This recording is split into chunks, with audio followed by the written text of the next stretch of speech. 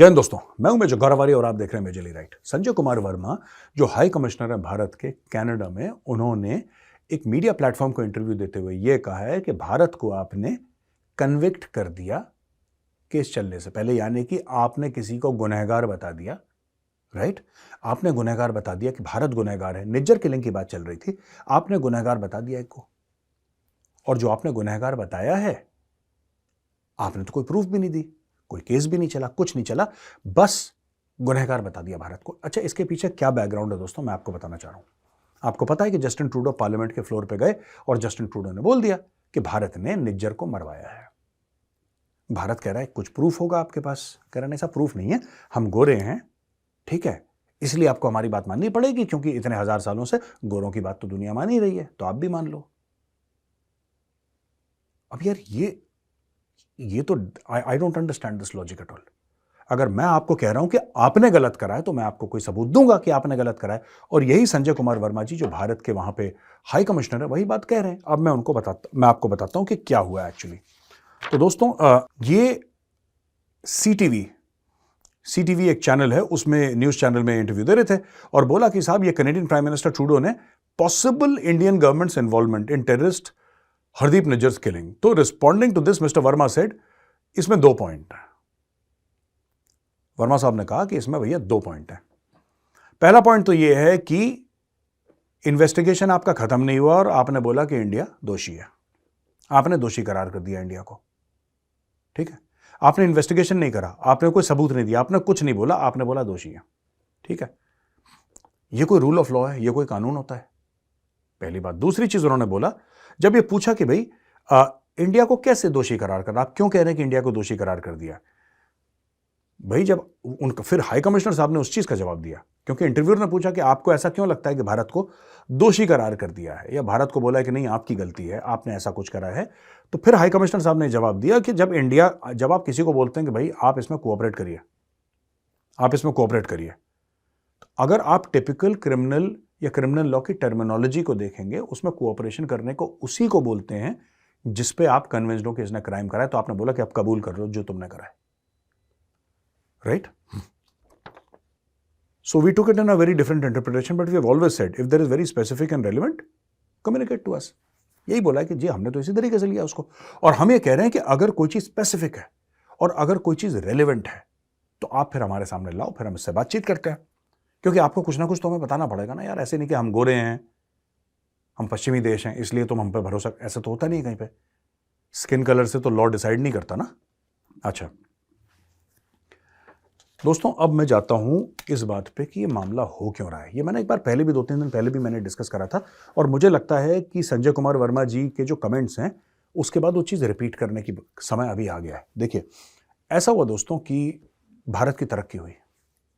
अब जो हमारे दुश्मन तो नहीं कहूंगा, लेकिन जो हमारी तरक्की नहीं चाहते उसमें चाइना है, और चाइना के साथ हमारी बॉर्डर पे दुश्मनी भी है। लेकिन मैं पूरी तरीके से चाइना को दुश्मन भी नहीं कहता, क्योंकि चाइना के साथ $125 अरब की ट्रेड भी है। राइट, अब चाइनीज गुड्स मैं भी चाहता हूं कि ना इस्तेमाल हो, मैं कोशिश करता हूं, पूरी कोशिश करता हूं कि मैं भी चाइनीज सामान ना के बराबर इस्तेमाल करूं, कम से कम इस्तेमाल करूं। जब बिल्कुल मजबूरी है कि और कोई है नहीं alternative, right, then it's a separate case. Otherwise मैंने एक डिलिबरेट स्ट्रैटेजी बना रखी है, चाहे वो चाणक्य फोरम हो, चाहे मेरे घर में हो, try to avoid using Chinese stuff as far as possible. अब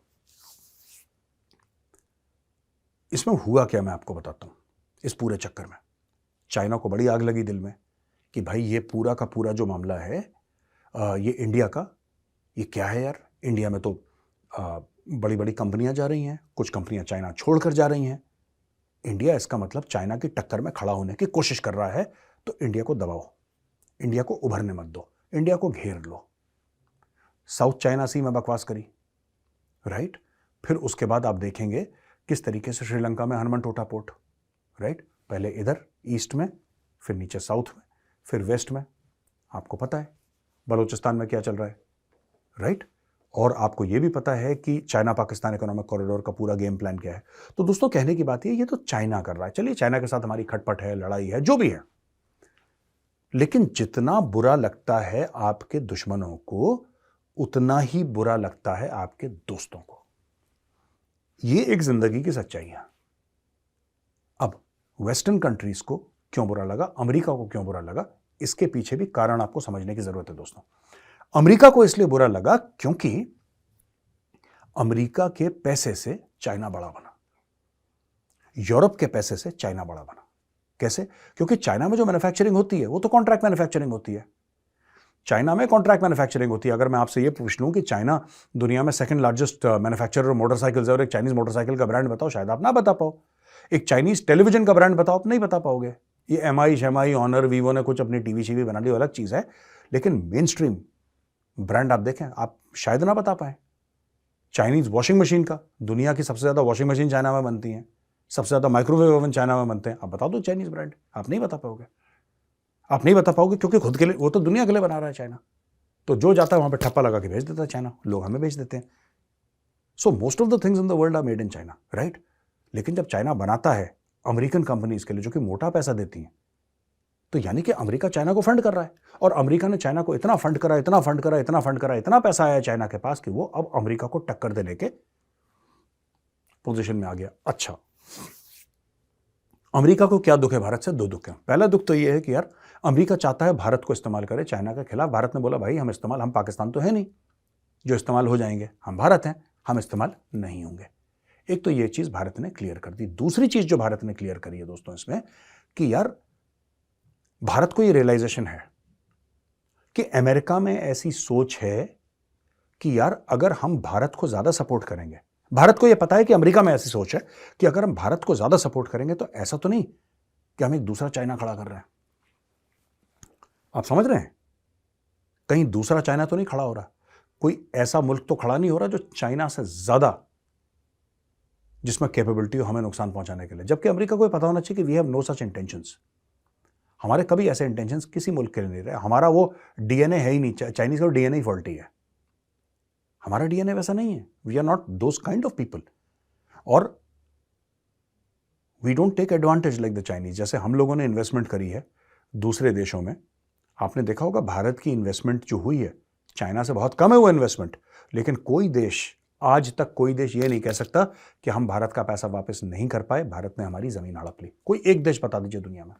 और भारत ने दर्जनों देशों में इन्वेस्टमेंट कर रखी है, दर्जनों देशों में।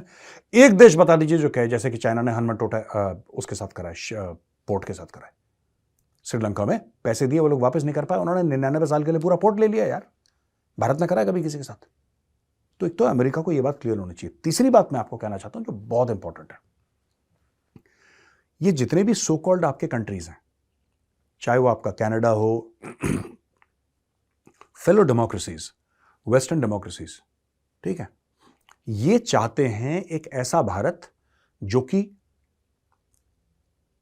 हो तो तगड़ा, मजबूत हो, लेकिन एक ऐसा भारत जिसको ये लोग कंट्रोल कर सकें, जिस भारत को बोले कि नहीं अब देखो, अब तुम चाइना पे हमला कर दो, अब तुम ये कर। अच्छा, भारत ये सब करता नहीं है।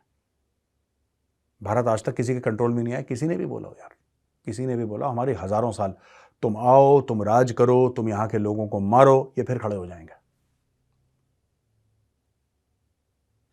थोड़ा सा हमारा इतिहास भी पढ़ लेते अगर अमेरिकन, तो इनको पता लग जाता कि 1000 साल पूरे भारतवर्ष पे तो कभी किसी का राज नहीं हुआ। अंग्रेजों का भी नहीं हुआ, मुगलों का भी नहीं हुआ, उसके पहले जो मुस्लिम रूलर्स थे उनका भी पूरे भारत पर राज कभी नहीं हुआ, कभी भी नहीं हुआ। 1947 तक कभी नहीं हुआ। पूरे जिसको कहते हैं ना मुकम्मल भारत पे, कंप्लीट इंडिया पे राज नहीं हुआ। लेकिन फिर भी large parts of India were under Muslim rule, they were under British rule. लेकिन आज की तारीख में भारत आज भी 83 से लेकर 85% हिंदू है। ऐसा क्यों है? ईरान चेंज हो गया, इजिप्ट चेंज हो गया, दुनिया का हर एक मुल्क चेंज हो गया, भारत चेंज नहीं हुआ, क्योंकि यहां की संस्कृति ऐसी है, ये सनातन संस्कृति ऐसी है, ये पानी जैसी है। आप पानी को ना काट सकते, ना आप पानी को जला सकते, आप कुछ कर नहीं सकते पानी का। And we are like water, water is eternal. देखिए, बर्फ पिघलेगी, स्ट्रीम से आएगा नीचे, रिवर्स के थ्रू समुद्र में चला जाएगा, पानी फिर भी पानी रहेगा। काट लो, तलवार से मार लो, आग में डाल दो, होगा कुछ नहीं, पानी पानी रहता है। यही चीज जानने की जरूरत है। इंडिया इज एटर्नल, भारत जो है वो सदा सदा के लिए है। वो यू सी, एंड ये मैं बात इमोशनली नहीं कह रहा दोस्तों, ये बात मैं आपको प्रैक्टिकल बात बता रहा हूँ, और ये अमेरिकन को जानने की बहुत ज़रूरत है। जो सोच रहे हैं आप ऐसे कंट्रोल कर लोगे, ये कंट्रोल कर लोगे। कंट्रोल हमें अलेक्जेंडर नहीं कर पाया, कंट्रोल किसी का बाप नहीं कंट्रोल कर पाया हमें, ये कहाँ से कंट्रोल कर लेंगे? Best way to deal with India is mutual respect. आप हमें इज्जत दो, हम आपको इज्जत देंगे। आप अपने घर में रहो, हम आपके घर में रहेंगे। आप हमारे दोस्त हैं, हम आपकी प्रॉब्लम में काम आएंगे। आप हमारी प्रॉब्लम में काम आ जाना। भगवान ना करे कभी हमें प्रॉब्लम हो और हमें आपसे कभी मदद मांगनी पड़े, बट अगर म्यूचुअल बेनिफिट है तो आप कर दीजिएगा। That is all that we seek. हमें और कोई इसमें रिक्वायरमेंट नहीं है कि हम इसमें कब्जा कर लें, इस पर कब्जा कर लें।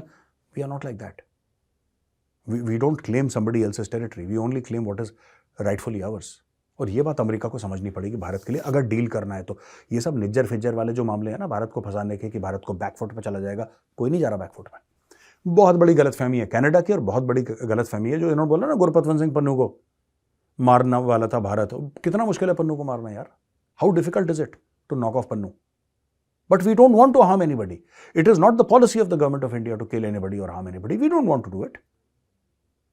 We don't want to do it. Why should we do it? Pannu is a source of entertainment. We don't wish to harm our source of entertainment. इसको जो करना है करे, जो बकवास करता है करे, that's okay. होता है, सब बोलते हैं, कोई बात नहीं. We don't want to harm anybody, but this is typical West, white and wealthy. 3 W's हैं दोस्तों. West, white and wealthy. ये देशों का भारत के ऊपर प्रेशर डालना कि किसी तरीके से हम बोले कि तुमने ये गलत काम करा, ये गलत काम करा, फिर भारत थोड़ा सा डिफेंसिव हो जाए। जब डिफेंसिव हो जाए तो नेगोशिएशन में फिर आसानी हो जाएगी। ये गेम चल रहा है।